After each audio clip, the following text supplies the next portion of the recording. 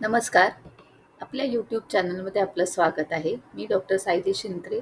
Doctor सायलीज Ayurveda या आपल्या लाडक्या यूट्यूब चॅनलमध्ये आज आपण पाहणार आहोत श्रावण महिना, आरोग्य आणि आयुर्वेद या विषयावरती. तर श्रावण महिना हा अत्यंत पवित्र असा महिना आहे. सगळीकडे श्रावण सुरू झालेला आहे. हा पावसाळ्यातील दुसरा महिना आहे आणि या महिन्यामध्ये काय काय होतं ते आपण पाहणार आहोत. आषाढनंतर येणारा हा पहिला महिना आहे. चातुर्मासातला हा पहिला महिना आहे आणि दक्षिणेकडे साऊथ वेस्ट मॉन्सून येण्याचा हा एक महिना आहे. या महिन्यात निसर्गात साधारण काय काय बदल होतात त्याबद्दल आपण पाहूया. सर्वप्रथम हा पिकांच्या वाढीचा काय आहे, ग्रोथ फेज ऑफ क्रॉप्स असं याला मानलं जातं. सगळीकडे वातावरण हे दमट, पावसाळी, थंड झालेलं असतं. पाणी देखील गढूळ झालेलं असतं, दूषित आणि आम्ल पाकी तयार होतं. त्यामुळे ते पचायला थोडंसं जड होतं.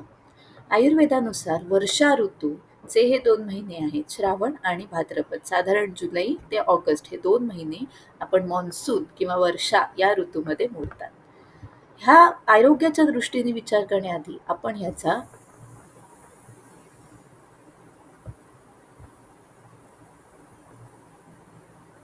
ह्याचा विचार करूया मायथॉलॉजिकली. चातुर्मास म्हणजे काय? तर श्रावण, भाद्रपद, अश्विन आणि कार्तिक हे 4 महिने. ह्या 4 महिन्यामध्ये भगवान विष्णू हे योग निद्रेमध्ये जातात असं म्हटलं जातं. त्यामुळे सृष्टीचा पालन करता अर्थात सृष्टीचा मॅनेजर असं म्हणू शकतो श्री विष्णू हे योगनिद्रेत गेल्यामुळे शरीराला आणि मनाला एक बळ वाढवण्याची, आरोग्य राखण्याची या 4 महिन्यांमध्ये खूप गरज असते. त्यामुळेच आपल्या हिंदू मध्ये अनेक व्रतवैकल्य, सणवार या 4 महिन्यांमध्येच येतात, जर तुम्ही नीट पाहिलं असेल तर. आता शरीरामध्ये साधारण या गोष्टीमध्ये यामुळे काय चेंजेस होतात ते आपण लक्षात घेऊ.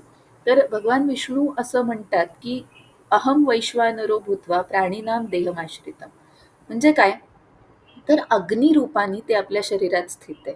तर बघा, याच काळामध्ये शरीरामध्ये अग्निमांद्य उत्पन्न होतं. बाहेरील वातावरण दमट थंड झाल्यामुळे, पावसाळी झाल्यामुळे शरीरातला जो जाठर अग्नी आहे किंवा धातू अग्नी आहे ते सगळे मंद व्हायला लागतात, कमी होतं त्यांचं बळ आणि त्यामुळेच इम्युनिटी सुद्धा कमी होते आणि म्हणूनच या ऋतूमध्ये अनेक आजार डोक्यावर काढतात.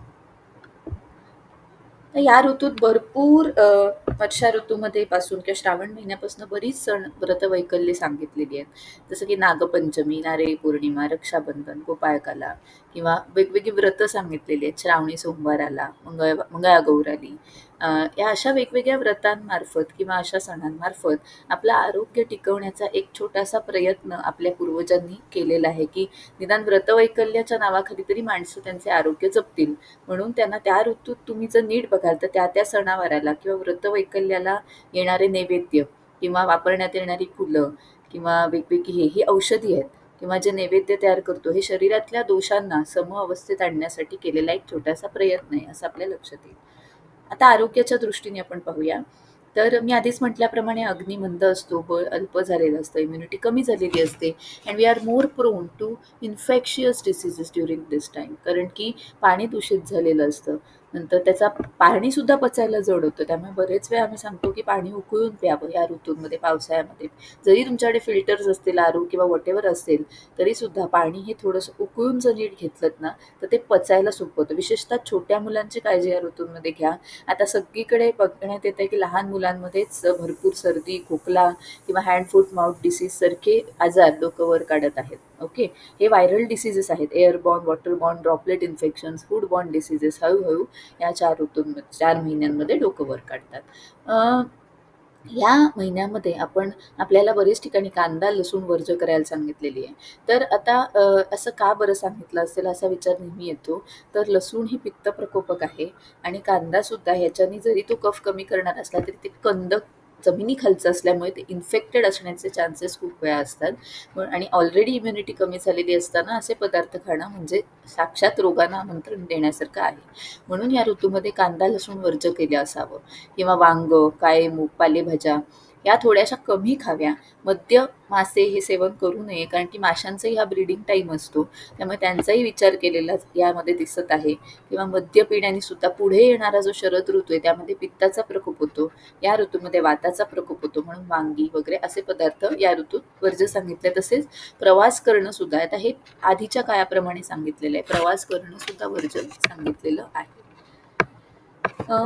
या ऋतूमध्ये शरीराबरोबरच मनाची सुद्धा काळजी घेणं गरजेचं आहे. एक वातावरणाचा इफेक्ट म्हणा किंवा या दमटपणामुळे म्हणा, एक थोडंसं अवसाद असतो, मनोअवसाद, थोडीशी डिप्रेसिंग अवस्था असते. खूप पाऊस बाहेर असेल तर काही करू नये असं सुद्धा आपल्याला एक वाटत राहतं. आणि या ऋतूमध्ये शरीराबरोबर मनासाठी आत्मचिंतन, ईश्वरचिंतन, मंत्रोच्चारण, मौनव्रत पाळणे किंवा या सगळ्या गोष्टींना फार महत्त्व आलेलं आहे. याने तुमचं मनोबल टिकून राहील, वाढेल आणि टिकून राहील याकरताही सांगितलेलं आहे. तसंच या पूजांमध्ये जे बेलपत्र अर्पण होतात किंवा वेगवेगळ्या पत्री पूजन होतात, तर बेलपत्रामध्ये निसर्गतः एक सत्वगुण वाढवण्याची ताकद आहे. त्यामुळे बेलपत्राचा एक पूजेमध्ये वापर किंवा घरामध्ये वापर सांगितलेला आहे, ज्याने मनोबल, सत्वगुण आपला टिकून राहावा. तसंच शरीरासाठी उपवास, लंघन सांगितलेलं आहे. पण लंघन कोणी करावं? वेगवेगळ्या ठिकाणी वेगवेगळ्या पूजा केल्या जातात. जसं की नारळी पौर्णिमेला नारळ, दूध, साखर, वेलची हे जे पदार्थ, गूळ, खोबरं हे जे सगळं येतं, यामुळे पित्त दोष हा प्राकृत अवस्थेत राहील किंवा वातदोष खूप वाढणार नाही, सगळे दोष समअवस्थेत राहतील. याकरता या नैवेद्यांच्या योजना आहेत. अगदी पंचामृताचं नैवेद्यात दही सुद्धा आलेलं आहे. हे दही हे कमी मात्रेत सांगितलेलं आहे. पंचामृतात अगदी अर्धा पै किंवा 1 पै दही पडतं, की जे प्रोबायोटिक सारखं शरीरासाठी काम करतं. त्यामुळे त्याची सुद्धा काळजी, इन्फेक्शस डिसीज होऊ नये यासाठी गट इम्युनिटी वाढवण्याची काळजी याद्वारे आपल्या आचार्यांनी आपली घेतली आहे, हे असंच यामध्ये दिसतं. उपवास म्हटलं तसं की प्रकृतीनुसार करावा, झेपेल तितकाच करावा. कफ प्रकृतीच्या माणसाला हरकत नाही खूप वेळ उपवास, पण पित्त प्रकृतीच्या व्यक्तीला किंवा वात प्रकृतीला हे सहन होत नाही. त्यामुळे त्यांनी इनिशियली त्यांना या गोष्टीमुळे डोकेदुखी किंवा झोप न येणं, ॲसिडिटी असे विकार होऊ शकतात. त्यामुळे त्यांनी थोडी फळं किंवा तुपाचे पदार्थ यामध्ये थोडेसे समाविष्ट करून घ्यायला हरकत नाही. अगदी पूर्ण निर्जली किंवा पूर्णपणे उपवास करणं त्यांच्यासाठी सुटेबल नाही आहे. ही एक गोष्ट आपण लक्षात ठेवावी. ऑटोफेजी नावाची एक कन्सेप्ट सांगितलेली आहे. उपवासामध्ये एक शरीराला आपण दिलेला हा वेळ असतो, की निसर्गतः ज्या नको असलेल्या सेल्स असतील किंवा ज्या त्रास देणाऱ्या सेल्स असतील त्यांना ते स्वतःच काढून टाकण्याचं काम शरीर या उपवासाच्या वेळी करत असतं. ऑटोफेजी याबद्दल तुम्ही गुगलवर सर्च करा. हा रिसर्चद्वारे आलेले पुढे शब्द आहेत, पण आपल्याकडे परंपरेनुसार उपवास हे सांगितलेले आहेत. उपवास, उपविशती इति उपवास. देवाच्याकडे, ईश्वर चिंतनाकडे यावे आपण लक्ष द्यावं. आपल्या इच्छा कमी करून आपण आपलं मन ताळ्यावर ठेवण्यासाठी केलेली एक छोटीशी योजना आहे. त्यामुळे असा हा श्रावण महिना, हे काही रेफरन्सेस आहेत जे मला मिळालेले आहेत. तुम्हाला वाचायचं असेल तर आपण नक्की वाचा. पण आपण या श्रावण महिन्यात आणि येणाऱ्या चातुर्मासात आपल्या आरोग्याची सगळी काळजी घेऊ.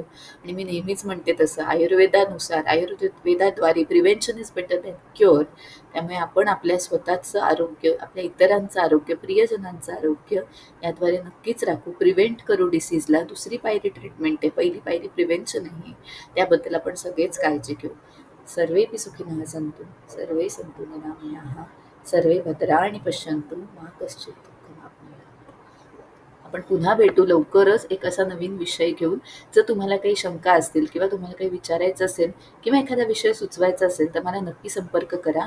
माझा नंबर आहे 8850463950 किंवा ईमेल आहे drsailisayurveda@gmail.com. मला नक्की संपर्क करा आणि मला सजेशन्स असतील तर ईमेलवरही नक्की कळवा. धन्यवाद.